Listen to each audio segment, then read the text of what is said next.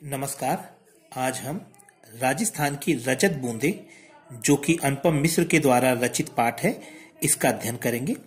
राजस्थान भारत का एक राज्य है और पश्चिमी राजस्थान में हम देखते हैं कि रेत बहुत अधिक है और यहाँ पर पानी मिलना मुश्किल है।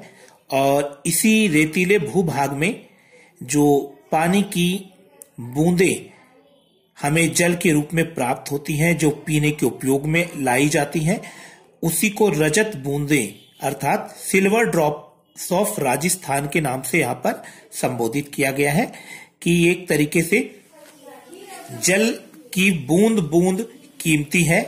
इस पर लेखक ने प्रकाश डाला है और बताया है कि इस रेतीले प्रदेश में किस तरीके से पानी राजस्थान के लोग प्राप्त करते हैं और उस जल का क्या महत्व है। तो यहाँ पर सबसे पहले हम देखते हैं कि लेखक ने हमें बताया है कि राजस्थान में जहां पर जल की कमी है, पश्चिमी राजस्थान का वो हिस्सा जो कि रेतीला है और मरुस्थल है, वहां पर पानी को 3 भागों में बांटा गया है। सबसे पहला है पालर पानी। पालर पानी जो कि बरसात का पानी है और ये धरती पर तालाब में, नदियों में, झरनों में, बांधों में अक्सर इकट्ठा होता है। जब बारिश हो जाती है तो उसके पश्चात ये इकट्ठा हो जाता है और या फिर ये बहकर समुद्र में भी मिल जाता है। और यही पानी हम लोग वाटर हार्वेस्टिंग के जरिए कई बार हम अपने छतों पर से लेते हुए नीचे जमीन में इकट्ठा भी करते हैं। तो ये पालर पानी जो कि बारिश के पानी से संबंधित है। दूसरा है पाताल पानी। पाताल पानी भूजल जो जमीन के नीचे जल है उससे संबंधित होता है और ये कुओं से, पंपों से या ट्यूबवेलों से हमें प्राप्त होता है और ज्यादातर हम लोग इसका प्रयोग सिंचाई के लिए करते हैं। रेजाड़ी पानी जो कि पालर पानी और पाताल पानी के मध्य में स्थित है और ये पानी हमें खड़िया मिट्टी की एक परत होती है, उस खड़िया मिट्टी की परत में इकट्ठा हुआ हमें मिलता है, जिसे हम कुएं के द्वारा प्राप्त करते हैं। अक्सर इसी पानी की यहाँ पर राजस्थान की रजत बूंदे नामक जो पाठ है इसमें चर्चा की गई है।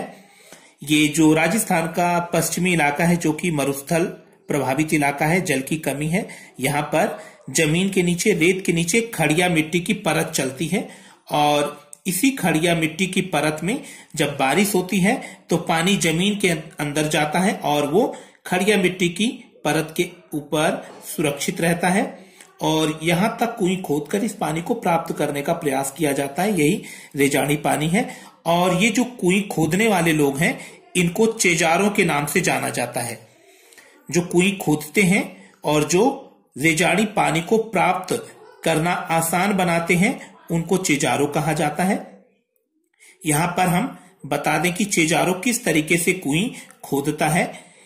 चेजारो जब कुएं खोदता है तो नीचे बहुत ही कम जगह होती है, क्योंकि कुएं ज्यादा से ज्यादा मान के चलिए 2 हाथ चौड़ी होती है, तो इसमें जगह कम होती है। तो एक ही व्यक्ति इसके अंदर जाता है कुएं के अंदर और वो बसुली नामक यंत्र से खोदता है और ऊपर से डोल लटका के दूसरा व्यक्ति इस खोदी हुई मिट्टी को ऊपर खींच लेता है और जैसे जैसे इसकी गहराई बढ़ती है, कुएं की गहराई बढ़ती है, तो नीचे हवा, ऑक्सीजन की कमी होती है और ऐसे में ऊपर खड़ा जो चैलवांजी है वो क्या करता है, मिट्टी के गोले बना बनाकर नीचे फेंकता है और उस गोले से, उस रेत के गोलों से जब वो तेजी से रेत नीचे जाती है तो ऑक्सीजन भी साथ में जाती है और नीचे जो खुदाई कर रहा है चैलवांजी, चेजारो, उसको ऑक्सीजन मिलती है।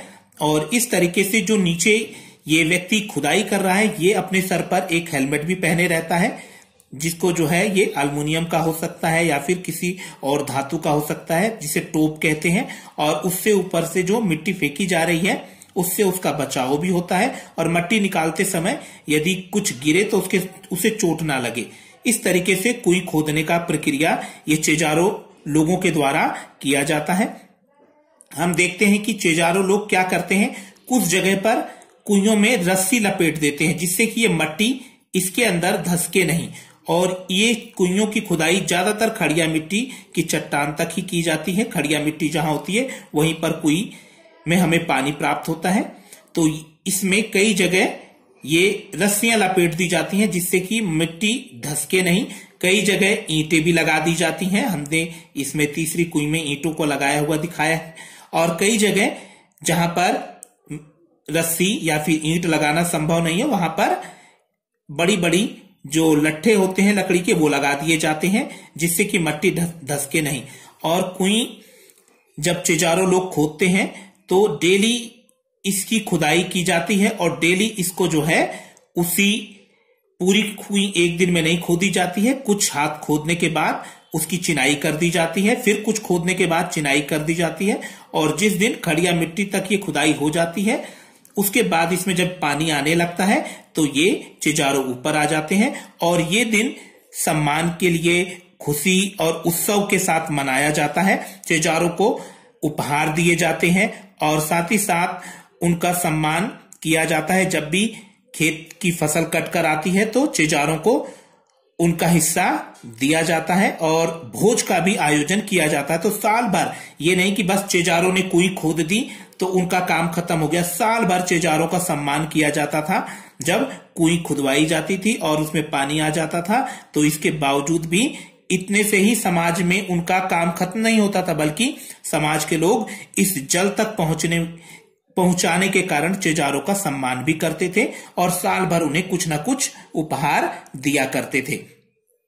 वर्तमान में देखते हैं कि आजकल बिजली के मोटर चल गए हैं और जल जो है वो नल से या टोटियों से प्राप्त होने लगा है या सरकारी नलों से प्राप्त होने लगा है। तो आजकल लोग कुइयां नहीं खुदवाते हैं।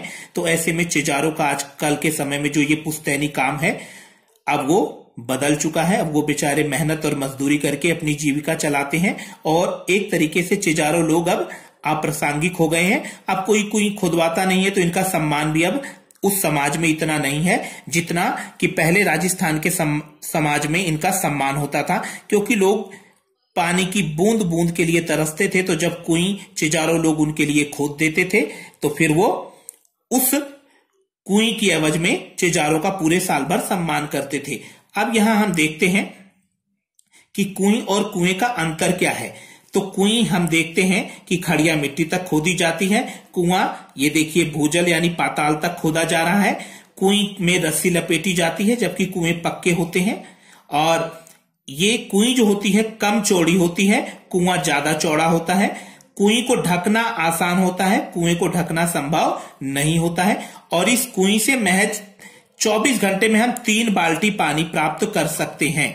हम एक कुएं से महज 3 बाल्टी पानी प्राप्त कर सकते हैं, जबकि कुएं से हम जितना चाहे उतना हम भूजल प्राप्त कर सकते हैं।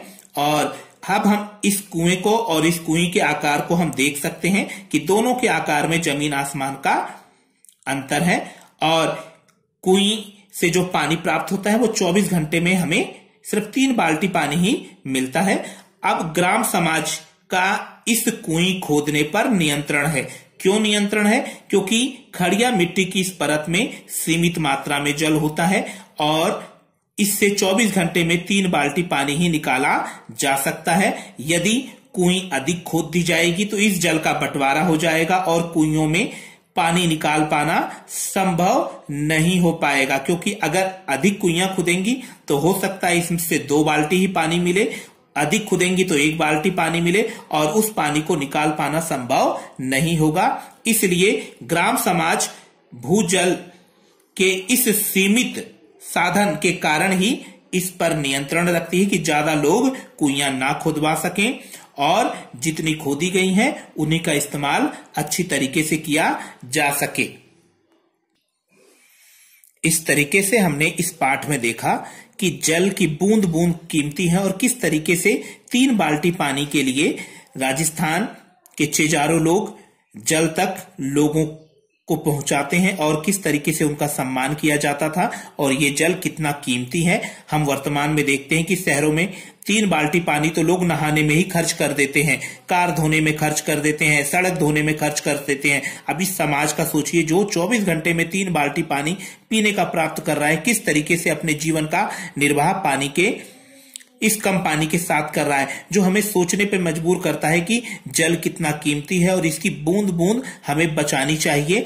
और ये पाठ हमें शिक्षा देता है कि जल संरक्षण प्रत्येक का दायित्व है और ऐसी स्थिति ना आए जहां पर हमें सिर्फ 3 बाल्टी पानी से ही गुजारा करना पड़े। धन्यवाद।